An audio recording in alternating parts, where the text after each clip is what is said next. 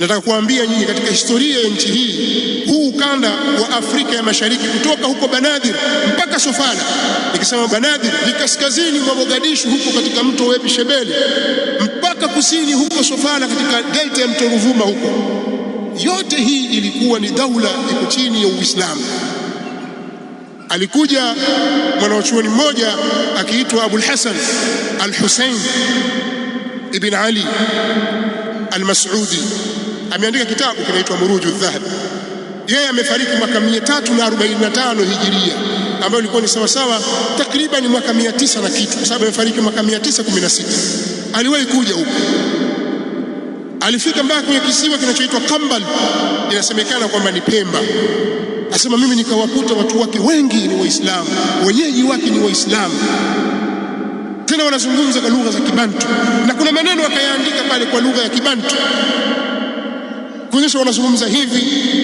Kuna viazi vitamu, vyakula vyao wanavyokula, mkono wa tembo. Miaka 1000 iliyopita tayari watu wana Uislamu wao. Mwaka 975 alikuja, nasema miladia sio hijiria, 975 alikuja Al-Hasan bin Ali na watoto wake kutoka Shirazi. Yeye mwenyewe akafanya makazi kule Kilwa, akaijenga Kilwa. Katika karne ya 14, yani miaka 500 baada ya kujengwa Kilwa, alikuja mwanachuoni mmoja wa Kiislamu msafiri baharia akiitwa Muhammad bin Abdullah bin Batuta kwenye karne ya 14. Alikuja wakati ule mtawala alikuwa ni Abul Mawahib. Alikuta watu kwenye kima cha juu kabisa cha utajiri na maendeleo. Uislamu tayari ulikuwa ushapiga hatua.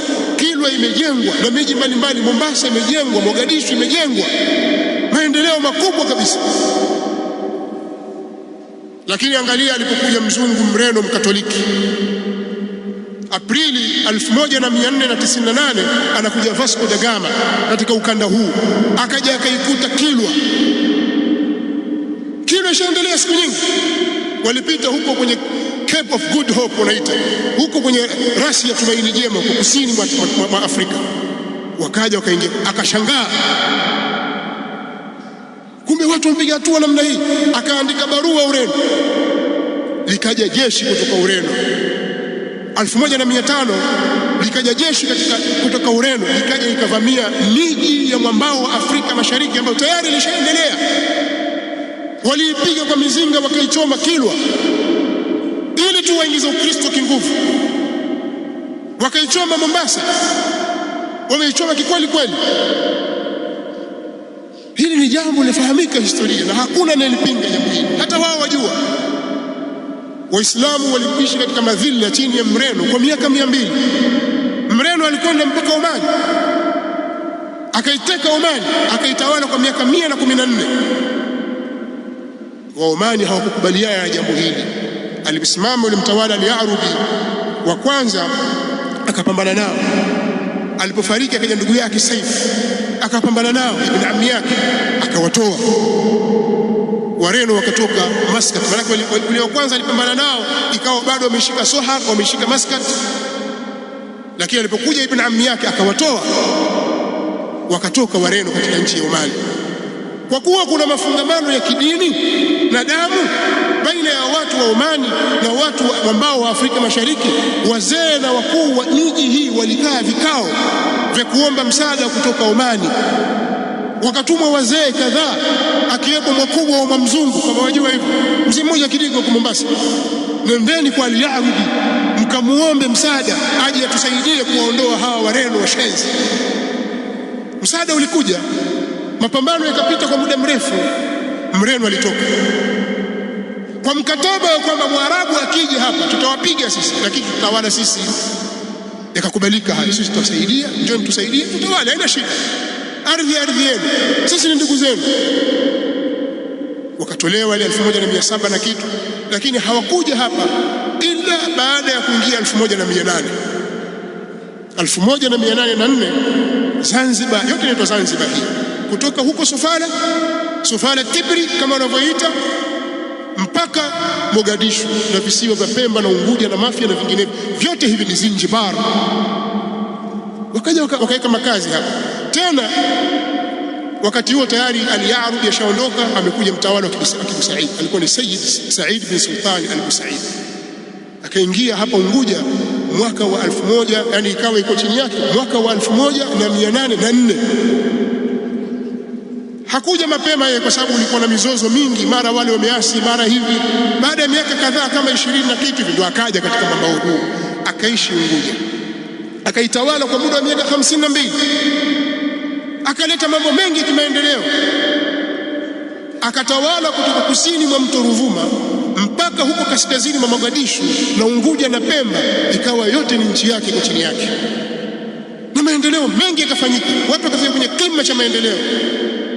Leo mnakuja kuwanyanyasa watu. Waarabu hawa wametawala, na wale baba zenu na wale mabwana zenu walikuja kufanya nini katika mambo huu kama si uharibifu? Wakaja Wajerumani huko wakafanya mambo mengi ya uharibifu, wakaja Waingereza huko walioyafanya nyinyi wayajua, na ubaguzi waujua, wakayabagua mataifa haya, wakawakata watu, makabila yakatenganishwa. Leo kaikwa mpaka pale kwamba hawa wa huku, hawa wa huku. Huku Kenya, huku Tanzania, baada ya Berlin Conference 1884 wakazigawa familia, Wadigo wa Mombasa, Wadigo wa Tanga. Kule kuna kila mpaka kuna utakuta makabila mengine yako huku, mengine yako huku. Huku kuna Wamasai na huku kuna Wamasai, huku kuna Wajaluo, kuna Wajaluo. Wakagawa, wakakata wanavyotaka wao, wakagaiana mapande ya nchi, wakazitawala, wakachimba mashimo, wakachukua wanavyotaka, wakapeleka kwao. Waliweka kitu gani? Al-Busaidi amepanda mikarafuu, tuiona. Wao waliweka kitu gani zaidi ya kupalilia Ukristo wao na kutaka kuwagawa Waislamu na kuwadhalilisha? Sasa mambo kama haya yakizungumzwa inakuwa ni uchochezi kwa upande fulani, lakini Waislamu si watu wa daraja la pili katika nchi hii. Wana historia ndefu kabisa ya kuonyesha kwamba wao wako katika msimamo madhubuti na hali madhubuti kabisa ya kuipigania nchi hii kiuzalendo kabisa. Sitaki kuyazungumza mengine mengi, lakini nasema hivi: atakayegusa mstari wa amani katika nchi hii au mahali popote pale, amegusa mahali pa hatari. Hafai kunyamaziwa kimya. Wenye mamlaka watakiwa waliangalie bila kumtazama yoyote, wala wasitazame nchi za magharibi, wala hizo jumuiya zinazoitwa jumuiya za haki za binadamu na taasisi za haki za binadamu. Wao mara nyingi ndio huchochea mambo kama haya, wakaleta uharibifu katika miji. Tusikubali kuharibiwa nchi zetu kwa sababu ya kushikiwa na akili na watu fulani. Tusikubali jambo hili. Kwa hiyo, mashekhe, waalimu, wahadhiri, zungumzeni na watu walio nyuma yenu, wasikubaliane na mambo kama haya, wasije wakalaghaiwa na wanasiasa ambao wao wanaangalia maslahi yao tu. Leo atasema hivi, atapinga, akipewa maslahi kesho karudi nyuma, kesho kutwa akupata apinga tena. Watu vigeugeu, hawana misimamo. Msije mkaweka dhamana ya maisha yenu kwa watu kama hawa. Waongo, kadhabun. Waogopeni watu hawa, waacheni, msisikilize fikra zao, waacheni wadanganyane huko kwenye mitandao yao, wadanganyane. Wakimaliza basi, sisi tuendelee na kazi zetu, tufanyeni shughuli zetu, tuishini maisha yetu, tuache wao na maisha yao. Tusikubali kuingizwa kwenye matatizo na fikra za watu wa aina hii. Maneno yanakuwa ni marefu na kuna mambo mengi ya kuambiana, lakini ujumbe wangu mimi ni huu, na ninaomba ujumbe huu muuchukue kwa kulinda uzito wa kitu kilichopewa na Allah subhanahu wa ta'ala, uzito wa jambo la amani. Man asbaha aminan fi sirbihi muafa fi jasadihi lahu qutu yawmihi fakaannama hizat lahu dunya bihadhafiriha. Mtume sallallahu alaihi wasallam anasema, yule atakayeamka asubuhi yuko katika hali ya amani kwenye boma lake, kwenye nchi yake, yuko shwari kabisa, ana amani, hana wasiwasi, ana siha na afya katika mwili wake, ana chakula siku yake ile, huyu ni sawa na mtu ambaye amekusanyiwa dunia yote. Hakuna kheri ya kuwa wewe una mali au una kile, wakati huo umekaa juu, wakati wote mizinga na mabunduki za kulia hapo, wakati wote bomu za kulipuka hapo, mkatolewa mbio. Hakuna kheri ya namna hiyo. Iangalie sana kheri hii, na hii ni katika neema za Allah. Liilafi Quraish ilafihim rihlat ash-shita'i was-sayf falyabudu rabb hadha al-bayt alladhi at'amahum min ju'in wa amanahum min khawf. Katika neema kubwa za Allah subhanahu wa ta'ala ni wewe kulishwa, ukapata chakula ikawa huna njaa, na ukapewa amani.